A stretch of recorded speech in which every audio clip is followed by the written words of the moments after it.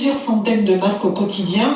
Elles sont volontaires, elles sont payées 6 € de l'heure, mais elles souhaitaient surtout s'engager pour l'effort collectif. C'est ce que constate Véronique Sousset, directrice de la prison. Elle a eu plus de demandes que de postes proposés pour cette tâche solidaire.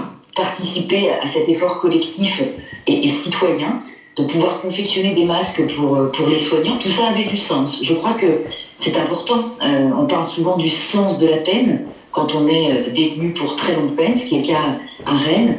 Et je crois que ça y participe au sens de la peine. De nouveaux ateliers vont ouvrir dans les prochains jours à la prison de Perpignan et au Baumette à Marseille. Un reportage de Laure de Beaulieu. Cette période de confinement qui provoque des tensions dans les prisons, on en a beaucoup parlé, des tensions dans les voisinages aussi. Un exemple à Paris, agacé parce que les enfants de ses voisins faisaient trop de bruit. Un homme a sorti hier un pistolet airsoft, c'est-à-dire un pistolet à billes qui envoie des billes à air comprimé. C'était en fin de journée dans le 14e arrondissement. Il a fallu l'intervention de la brigade de recherche et d'intervention, la BRI, pour interpeller cet homme, David Di Giacomo. Il ne supportait plus le confinement et surtout le bruit des enfants de l'appartement situé au-dessus de chez lui.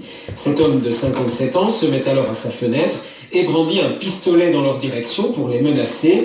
La police arrive sur place, mais au pied de l'immeuble, il est impossible de savoir s'il s'agit d'un vrai pistolet ou d'une arme factice.